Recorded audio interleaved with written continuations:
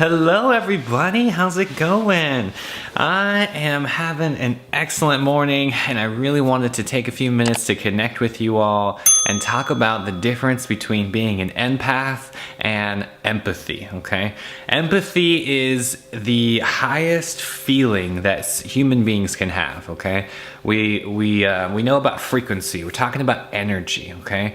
The frequency that you feel on anger is very different than love, right? So empathy is just above love in the frequency scale. Now, I'm not talking like higher, like gooder or better. This is not duality. We're talking about empathy. We're talking about being aware of other people's feelings, okay?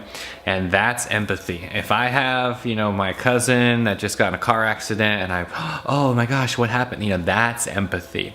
Now let's talk about what being an empath is. From my experiences, to really put it as simple as possible, empaths feel with their third chakra, right in that gut, Your intuition, when somebody walks into a room that just has bad energy, you're gonna feel it right in your gut.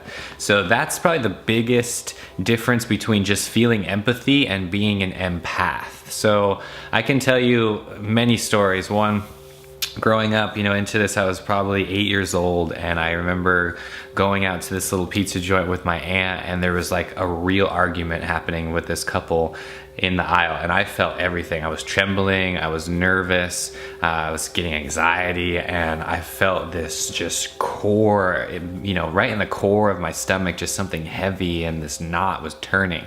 And growing up, I always thought that this was digestion issues and something physical, like something that I ate. So what I realized, I was actually feeling other people's energy, and I just didn't know what to do about it. So that's when I really started to practice yoga and get into meditation and really learn how to harness these abilities, because as an empath, you are either subject to everyone's energy and you're just overwhelmed all the time, or you learn how to put up your shields and develop the ability to transmute that energy into something productive.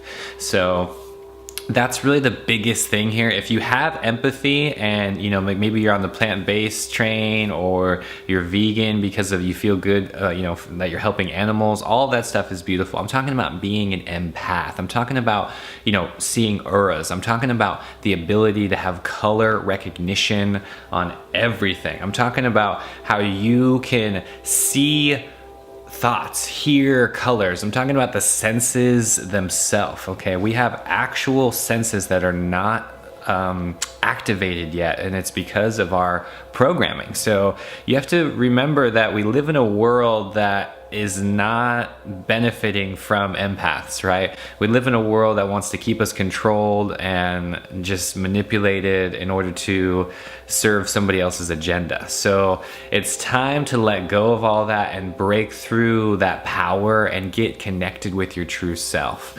And as an empath, I was very, I got made fun of a lot growing up for being too sensitive, So if you feel like you're sensitive, or maybe you don't fit around with the usual group of friends, then you might be an empath. And if you are, then really harness these abilities. Again, this is nothing to be ashamed of. This is you tapping into your infinite potential. We are all on this journey together, and having empathy is what makes us human, okay? That's what really separates human beings from the animal kingdom.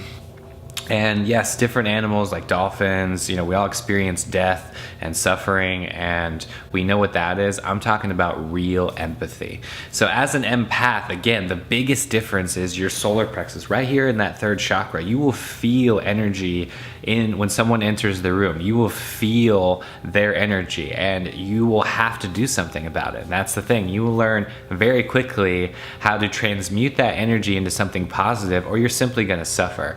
And whether whether it's relationships, whether you are, basically you need to get in tune with yourself and realize that you are an empath, and you have to actually do things to harness your energy to make sure that other people are not penetrating it, okay? Some examples for myself would be hot baths, relaxing, long meditation. I play frequencies. I really zen out, okay? And that's me discharging other people's energy that I've absorbed throughout the day. I've been in deep meditation before, and I've had things come up in my field that I had to process that had nothing to do with me, that got transferred to me from another person, okay? So that's what being an empath is like. You are constantly subjected to other people's energy, and you need to discern between your own energy and that energy so you can take action. And I really was confused in the beginning, and it wasn't until I got my yoga and meditation practice completely locked in to where I felt confident in these abilities. Now you can flip the lid, flip the switch, and actually use your empath, powers to your advantage rather than just being overwhelmed all the time. So this is because we've had births, and we spent lifetimes, as monks, whether it was in, Asia as a Buddhist monk or in India. We've had many lifetimes that has developed these spiritual qualities, and now we're living in 2018 as an empath, here to help others, okay? We are strictly here to help others heal their emotions and figure out how they can work on themselves and not just project their own garbage onto other people all the time. That's what I feel like I do. That's what I call myself, like the upholder, or I just feel like every time I feel like, even when I'm in a room of adults, I feel like there's just a bunch of babies because they don't know how to control their emotions, We're here to learn how to love unconditionally. It's that simple. And if you're using some type of duality or some type of control system to get what you want in life, it's not gonna last. That is all the prerequisites in order to becoming an empath. So if you are on this path and you're already feeling it, you're an empath, just do your work. Meditate, throw your shields up, feel positive about your journey, and don't let the world get you down. Find like-minded people, whether it's on social media or in real life. You need to get connected with your satsang, okay? People are here for love. I know it might be overwhelming sometimes, but it's worth it, all right? Have faith, never give up, and always believe in yourself. That is the key here. Never second guess yourself. All of us can see auras, have pure clairvoyance, telekinesis, anything, as long as you believe. The power of faith will move mountains. People are strictly living in emotions in the back of the brain, and we need to transcend that and get into that frontal cortex, really live as a human being, have empathy for others so we can live as one and love life. I mean, it's really that simple. So please, if you're on this journey, please have clean foods. That's really gonna help you. Clean, organically grown fruits and vegetables are gonna help you on this path. Really have a clean temple. Learn how to meditate, get in tune with yourself, and everything will be better, I promise.